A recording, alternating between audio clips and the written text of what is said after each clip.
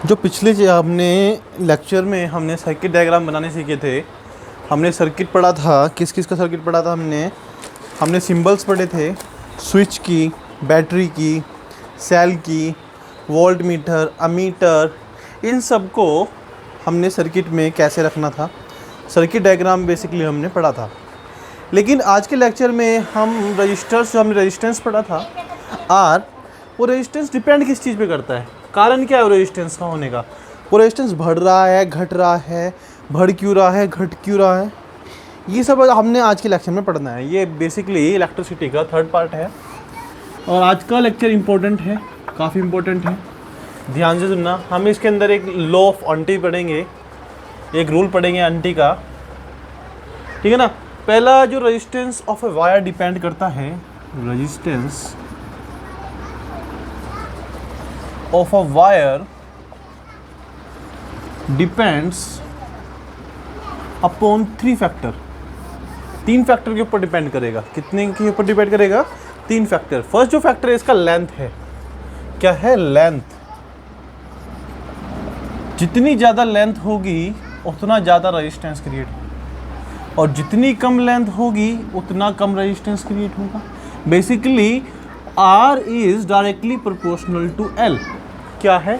R is directly proportional to L। अगर मैं इसकी सेकंड पार्ट करूं, सेकंड पार्ट में क्या है? Area of cross section.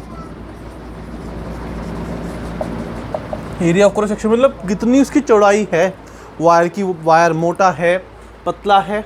अगर वायर मोटा होगा, अगर एरिया ज़्यादा होगा तो रेजिस्टेंस कम होगा और एरिया कम होगा तो रेजिस्टेंस ज़्यादा होगा। तो यहाँ से मैं कह सकता हूँ कि resistance is inversely proportional to its area. जी हाँ, क्या होगा? रेजिस्टेंस अपने एरिया के इन्वर्सली प्रोपोर्शनल होगा, ठीक है। और तीसरा चीज़ है रेजिस्टिविटी। क्या चीज़ है?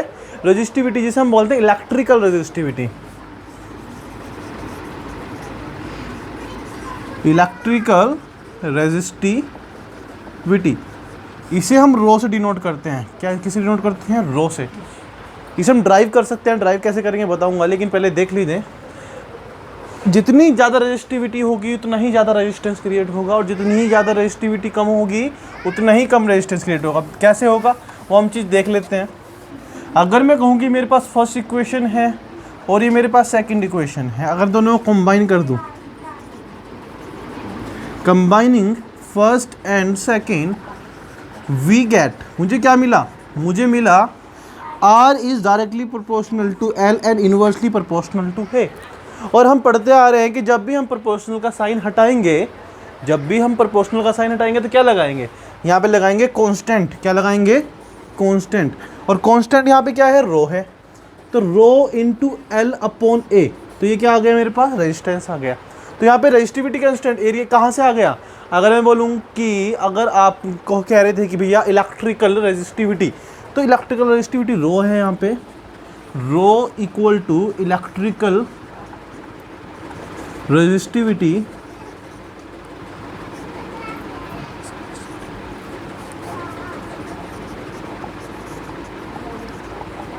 और इलेक्ट्रिकल कांस्टेंट है रेजिस्टिविटी कांस्टेंट, ठीक है। तो मेरे पास रो क्या आ जाएगा? यहाँ से रो आ जाएगा क्या? R into A by L. क्या आ जाएगा?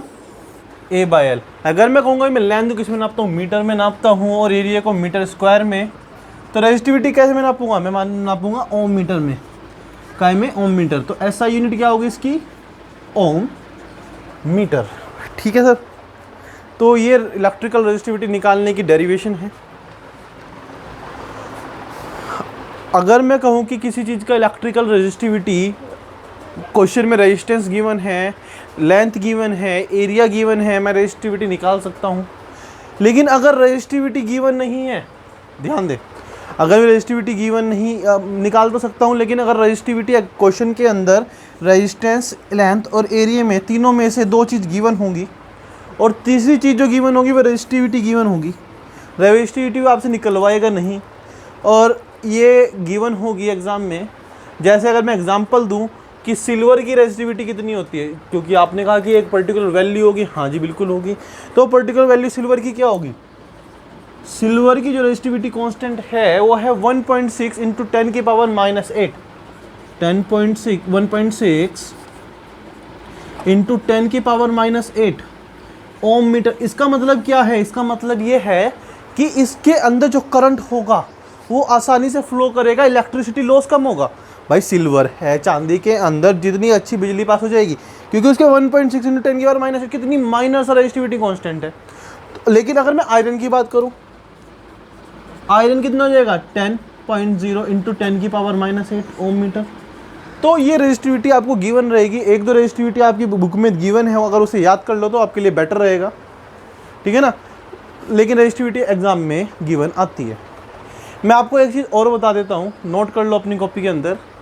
जो रेजिस्टिविटी अलॉय की होती है, अलॉय की रेजिस्टिविटी हमेशा ज़्यादा होगी प्योर मेटल से, क्योंकि प्योर मेटल के अंदर रेजिस्टेंस कम क्रिएट होगा, इस वजह से रेजिस्टिविटी कम होगी। क्योंकि देखो resistivity directly proportional to resistant and inversely proportional to area. देखें ध्यान से, अलॉय की रेजिस्टिविटी हमेशा ज़्यादा होगी किससे? प्योर मेटल से। इसे आप नोट कर सकते हो, ठीक है। ये हुई रेजिस्टिविटी की बात। आप इसके ऊपर न्यूमेरिकल भी आ सकते हैं, ठीक है।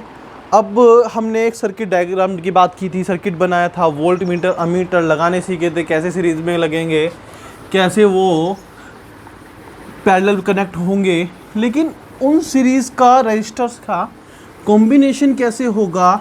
अगर मुझे 10 ओम का रजिस्टर चाहिएगा तो वो कैसे लाऊंगा मैं? ध्यान दे, हमने बात की थी अगर मैं वोल्टेज को सेम रखने के बाद मुझे करंट चेंज करना हो तो वो रजिस्टर्स करते हैं। लेकिन ये होता कैसे है वो समझते हैं। हमेशा रजिस्टर्स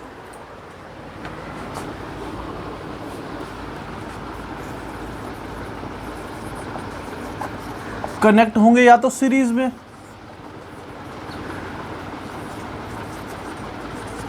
या पैरेलल में। कैसे कनेक्ट होंगे? या तो सीरीज में कनेक्ट कर सकते हैं या पैरेलल में कनेक्ट कर सकते हैं। सीरीज में कैसे कनेक्ट कर सकते हैं? सबसे पहले हम सीरीज की बात करेंगे। तो सीरीज मेरे पास पहले सीरीज और पैरेलल सीख लेते हैं होता क्या। तो सीरीज कुछ ऐसा होगा, जो चीज़ सर्किट के साथ लगी हुई हो।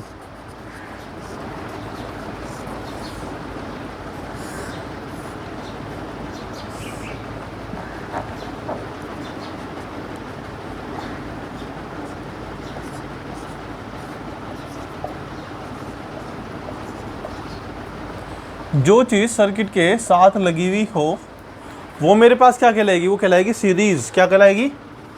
सीरीज। और जो चीज़ सर्किट के पैरेलल कनेक्ट हो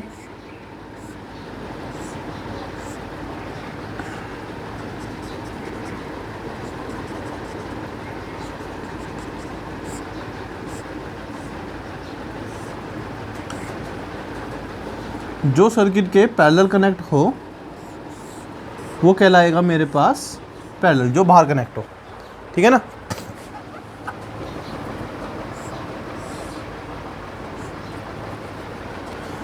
जैसे अगर मैं यहाँ पे स्विच लगा दूँ तो स्विच हमेशा किस में लगेगा? सीरीज में लगा दूँ। अगर मैं यहाँ पे अमीटर लगा दूँ ये भी सीरीज में हो गया। अगर मैं कहूँ कि पैरेलल में यहाँ पे क्या लगा सकता हूँ? पैरेलल क्या लगेगा? हमेशा पैरेलल लगेगा वोल्ट मीटर। क्या लगेगा? वोल्ट मीटर, ठीक है। ये प्लस होगा और ये माइनस होगा, तो इसे सीरीज बोलते हैं। ये पैरेलल हो गए, इसे पैरेलल कनेक्शन बोलते हैं। अब हम कॉम्बिनेशन ऑफ रजिस्टर्स पढ़ेंगे। क्या पढ़ना है? Combination of registers.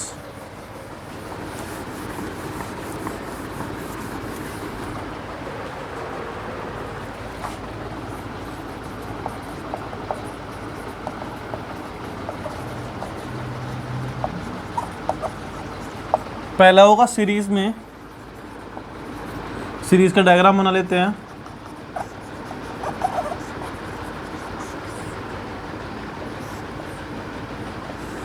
अगर मैं कहूँ कि मेरे पास वोल्ट, इसके अंदर वोल्ट मीटर है, तो हर किसी की वोल्टेज अलग होगी। ये V1 होगा, यहाँ V2 लगा होगा और यहाँ पे V3 लगा होगा। अगर आप इसे ना भी लिखो तो ठीक है, कोई दिक्कत नहीं है, लेकिन फिर भी मैंने आपको दिखा दिया। ये रजिस्टेंस R1 हो गया, ये R2 हो गया, R3 हो गया। सीरीज़ के अंदर करंट कभी भी चेंज नहीं होता, करंट हमेशा सेम रहता है, इस बात का ध्यान रखना। तो अगर मैं ओम्स लॉ पे आऊँ तो ओम्स लॉ ने क्या बताया था? ओम्स लॉ ने V equal to I upon R, V equal to I into R. क्या बताया था? V equal to I into R. ध्यान दे, तो अगर मैं कहूँ कि मेरे पास V क्या है, V टोटल V कितना होगा? V1 plus V2 plus V3, ठीक है। और अगर मैं बोलूँ V कितना होगा? V1 होगा V क्या, V1 की तो पूछ रहा हूँ। V1 होगा IR1, V2 होगा IR2, V3 होगा IR3। तीनों को हम कंबाइन कर लेंगे तो कितना आ जाएगा? V1 plus V2 plus V3 equal to IR1 plus IR2 plus IR3, ठीक है। और V1 plus V2 plus V3 क्या है? मेरे पास V है, तो V equal to IR1 plus IR2 plus IR3। और हम V की जगह क्या लिख सकते हैं? V की जगह IR लिख सकते हैं। तो V की जगह क्या लिख देंगे? IR, और I कॉमन आ जाएगा यहाँ से, R1 plus R2 plus R3। I से I कट जाएगा तो R कितना आ जाएगा? R1 plus R2 plus R3। तो टोटल रेजिस्टेंस कितना है? टोटल रेजिस्टेंस है जितना भी सीरीज़ के अंदर रजिस्टर्स गिवन हैं उन सब का सम ही मेरे पास टोटल रेजिस्टेंस आता है। ध्यान से देख लो, हमने कुछ नहीं किया। V equal to I R, Ohm's law में से लेकर के V equal to V1 plus V2 का टोटल को टोटल V मान लिया, जो यहाँ से निकला था। और यही तो निकला था, यहाँ पे V1 है, ये यहाँ पे V2, यहाँ पे V3 घट गया। घटा क्यों? क्योंकि V पैरेलल कनेक्ट था। V equal to V1 plus V2, V equal to IR1 into IR2, V equal to IR3, ठीक है। तो ये मेरे पास क्या आ गई? Derivation R equal to R1 plus R2 plus R3। अगर मैं सीरीज की बात करूं, सॉरी पैरेलल की बात करूं, सीरीज तो हो गया।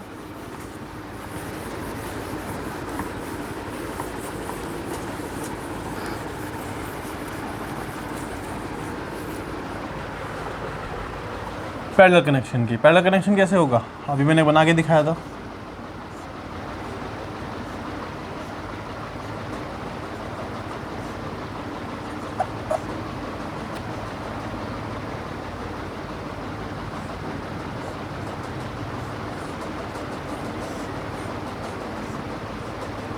अब देखो इसमें पैरेलल कनेक्शन है, तो पैरेलल कनेक्शन में वोल्टेज हमेशा सेम रहेगी, लेकिन करंट चेंज हो जाएगा। क्या हो जाएगा? करंट चेंज हो जाएगा। ये क्या हो गया मेरे पास? ये R1, ये R2, ये R3। क्या हो गया? R1, R2, R3। और इसके पास क्या गया? I1 गया, इसके पास I2 गया, इसके पास I3 गया। ये घट गया, मतलब बट गया, ठीक है। थोड़ा मेरे पास B था। अगर मैं दोबारा किस पे आऊँ, दोबारा कहूँ कि अगर V equal to I R था, क्या था? V equal to I R. तो I का फॉर्मूला मेरे पास क्या आ जाएगा? V upon R. लिख सकता हूँ मैं ऐसे, I को V अपॉन आर। और अगर मैं कहूँ मेरे पास I1 plus I2 plus I3 क्या होगा? टोटल I होगा। और यहाँ पे मैंने बोला कि करंट वोल्ट सेम रहेगा। तो अगर यहाँ से ध्यान दे के दें तो मैं यहाँ पे बोल सकता हूँ I1 equal to V upon R1, I2 equal to V upon R2 और I3 equal to V upon R3। अब मैं तीनों को कंबाइन कर दूंगा। तीनों को कंबाइन करने पे क्या होगा? I1 plus I2 plus I3 equal to V upon R1 plus V upon R2 plus V upon R3। Combine हो गया। और कंबाइन होने पे क्या हुआ? मेरे पास I1 प्लस I2 प्लस क्या था? I के इक्वल था। I equal to V upon R1 plus V upon R2 plus V upon R3। और टोटल I कितना था? V upon R। तो V अपॉन R रख देंगे, V कॉमन आ गया। 1 upon R1 plus 1 upon R2 plus 1 upon R3, ठीक है बच्चा। V से V कट गया तो टोटल क्या आ गया? टोटल आ गया मेरे पास क्या? V equal to 1 upon R equal to 1 upon R1 plus 1 upon R2 plus 1 upon R3। ये मेरे पास क्या आ गया? पैरेलल में। किस में आ गया? पैरेलल में टोटल रेजिस्टेंस निकाल लिया मैंने। अब इन चीज़ों की ज़रूरत कहाँ पड़ती है, आप लोगों को पता है कि जहाँ पे हमें करंट चाहिए होता है और करंट उस हिसाब का नहीं मिल पाता, या फिर बोलूँ कि करंट ज़्यादा आ रहा है, करंट कम चाहिए, बिना वोल्टेज को छेड़े हमें करंट में वेरिएशन लाना हो, तो वहाँ पे हम रजिस्टर्स का इस्तेमाल करते हैं। ठीक है, तो अब हम बात करेंगे इनका यूज़। अब मैं बात करता हूँ सीरीज़ और पैरेलल का यूज़, कैसे सीरीज़ और पैरेलल का यूज़ होता है। अगर हम दिवाली की बात करें, चाइना वाली लड़ियों की बात करें, जो हम हिंदुस्तानी अधिकतर ख़रीदते हैं, क्योंकि जो इंडियन मेड है वो महंगी है। अब जब इंडियन मेड महंगी है, हमें तो सस्ती चीज़ों की आदत है, तो हम चाइना की चीज़ें खरीदेंगे। तो वो जो लड़ी होती है वो सीरीज़ में कनेक्ट होती है, उसका एक बटन होता है और एक बटन से, एक स्विच से, एक सर्किट से ही वो पूरा चल जाता है। वो मेरे पास क्या हो गया, वो हो गया सीरीज़ कनेक्शन। और जो हमारे घर में यूज़ हो रहा है, घर में हाउस होल्ड में, हाँ डोमेस्टिक में यूज़ हो रहा है, उसमें बल्ब का स्विच अलग होता है, फ्रिज का अलग, एसी का अलग, ट्यूब का अलग, मतलब हर चीज़ का स्विच अलग होगा। ऐसा नहीं है कि अगर हम घर में टीवी बंद कर दें तो पूरे घर की लाइट चली जाए, ठीक है ना।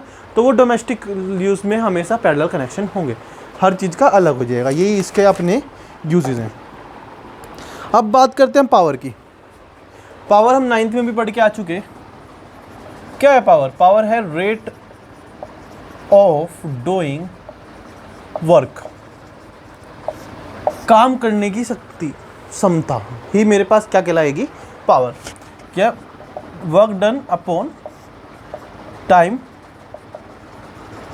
टेकन ही मेरे पास क्या है? पावर है। ठीक है, तो अपना डाटा खोलो, पिछला ध्यान से लगाओ, हमने पावर पढ़ा था work done upon time taken. ठीक है सर। और अभी हमें पीछे अभी पढ़ के आ रहे हैं वर्क डन किसके इक्वल है? वर्क डन किसके इक्वल है? जूल, क्यू अपॉन आई, है ना? नहीं सर, वी इंटू क्यू। किसके इक्वल है? V into Q. तो मैं यहाँ पुट कर सकता हूँ क्या? P equal to V into Q upon time taken T. और हम अभी पढ़ के आ चुके, क्या पढ़ के आ चुके? Q by T equal to क्या? आई होता है। सबसे पहला फॉर्मूला हमने यही पढ़ा था इलेक्ट्रिसिटी के अंदर, के अपॉन टी क्या होता है? आई। तो क्या हो जाएगा? हम के अपॉन टी की जगह क्या रख देंगे? आई। तो पी का फॉर्मूला क्या आ गया? V into I, voltage, volt into current. तो मेरे पास क्या आ गया? पावर का फॉर्मूला। अगर मैं पावर की ऐसा यूनिट निकाल लूँ तो मैं पावर को किस में नापता हूँ? वाट में, और वर्क डन को जूल में, और टाइम टेकन को सेकंड में। जब 1 जूल ऑफ वर्क डन होगा 1 सेकंड के अंदर, तो वो 1 वाट कहलाएगा। क्या कहलाएगा? 1 watt. When 1 joule of work done is in 1 second, या फिर the rate of doing work 1 joule of work done is known as 1 watt. तो rate of doing 1 joule of work done is known as 1 watt. ठीक है भाई जी। तो ये क्या हो गई? जूल पर सेकंड, इसकी क्या हो गई? ऐसा यूनिट। जूल पर सेकंड को हम क्या बोलते हैं? वाट बोलते हैं, वाट, वोल्ट नहीं, वाट। क्लियर है? अब पावर हमें समझ में आ गया। अगर मैं पावर को और आगे ले चलूँ, हीटिंग इफेक्ट ऑफ इलेक्ट्रिसिटी आपको लोगों को पता होगा। जब हम बल्ब जलाते हैं और बल्ब हाथ लगाएं तो वो बल्ब ज़्यादा गर्म हो जाता है।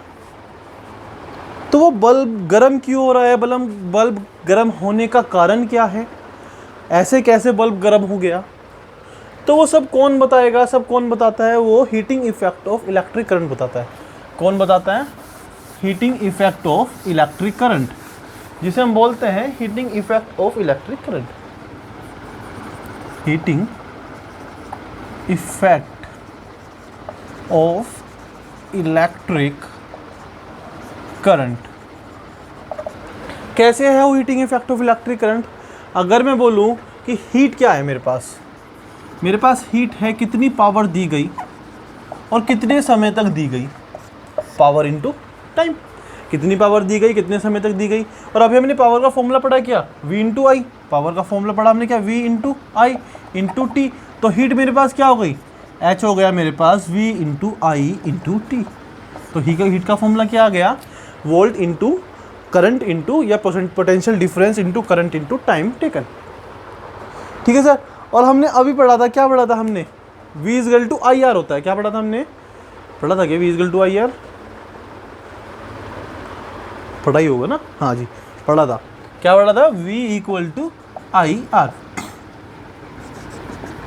तो वी की जगह क्या रख देंगे, I into R into I into T. तो एच का एक फॉर्मूला हो गया I square R into T. तो अगर मैं बोलूँ कि heating effect of electric current किसके ऊपर डिपेंड है, वो करंट के ऊपर डिपेंड है, और वो किसके ऊपर डिपेंड है, रेजिस्टेंस के ऊपर डिपेंड है। किसके ऊपर डिपेंड है, टाइम के ऊपर डिपेंड है। ये सब क्या है, heating effect of electric current. अगर करंट ज़्यादा दिया तो अप्लायंस गर्म हो जाएगी, रजिस्टेंस ज़्यादा लगा दिया, रुकावट ज़्यादा हो गई तो अप्लायंस गर्म हो जाएगा, और ज़्यादा समय तक कोई चीज़ चला दी तो भी वो चीज़ गर्म हो जाएगी। तो ये सब कब क्या है, heating effect of electric current है। क्या है ये, heating effect of electric current. अगर मैं एप्लीकेशन पे हूँ इलेक्ट्रिसिटी की, हीटिंग इफेक्ट ऑफ इलेक्ट्रिसिटी हम कहाँ में यूज़ कर रहे हैं, हम घर में प्रेस करते हैं, उसके अंदर नीचे एलिमेंट लगा हुआ है, पहले वो गर्म होता है, उसके बाद हम प्रेस करते हैं। अब बल्ब है, जब तक वो गर्म नहीं होगा, जब तक वो रोशनी नहीं देगा। तो ये सब मेरे पास क्या है, इसके एप्लीकेशंस हैं। किसके एप्लीकेशंस हैं, heating effect of electric current.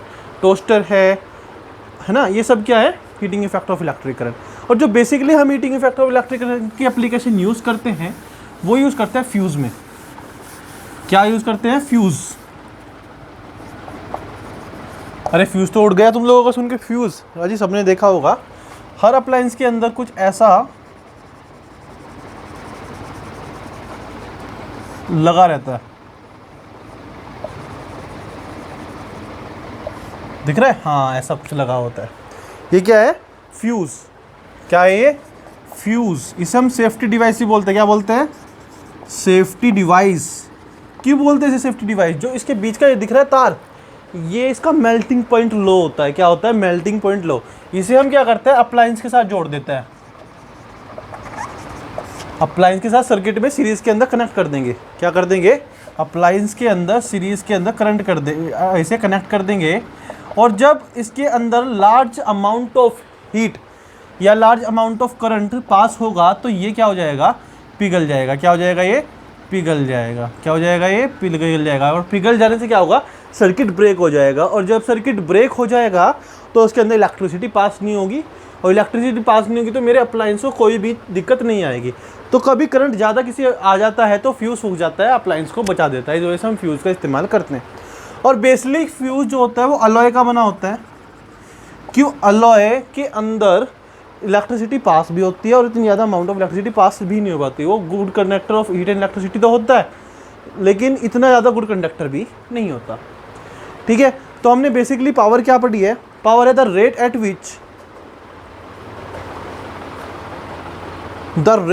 Eight which electrical energy,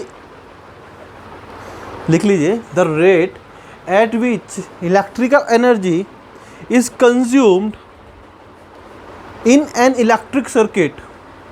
ठीक है, the rate at which electric circuit, मतलब जब वो रेट जिसके अंदर इलेक्ट्रिकल एनर्जी एक सर्किट पे हमने इस्तेमाल कर ली, the rate at which electrical energy is applied या energy used consumed in an electric circuit. The rate at which electrical energy consumed in an electrical circuit is known as क्या power जी, और इसे हम इलेक्ट्रिकल पावर भी बोलते हैं। क्या बोलते हैं, इलेक्ट्रिकल पावर।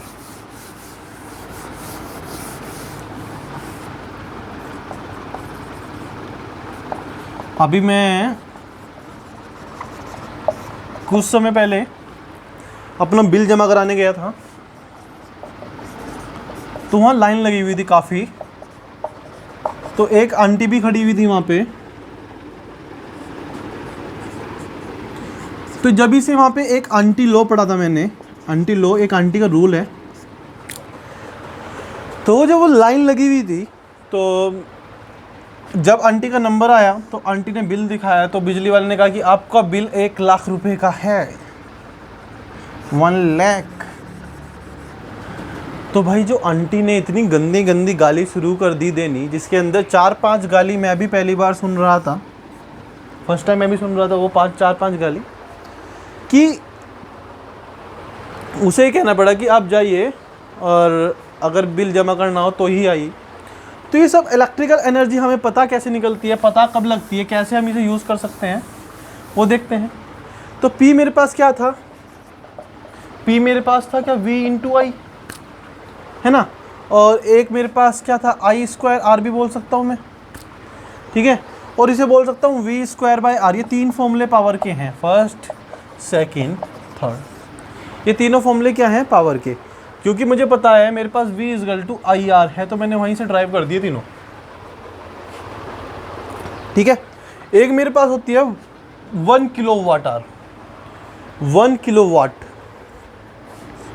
1 किलोवाट, ये पावर नापने की ही हायर यूनिट है। क्या ये क्या है, पावर नापने की हायर यूनिट। इसके अंदर 1000 वाट के अंदर 1 किलोवाट होते हैं। क्या होते हैं, 1000 वाट के अंदर 1 किलोवाट होते हैं, ठीक है जी।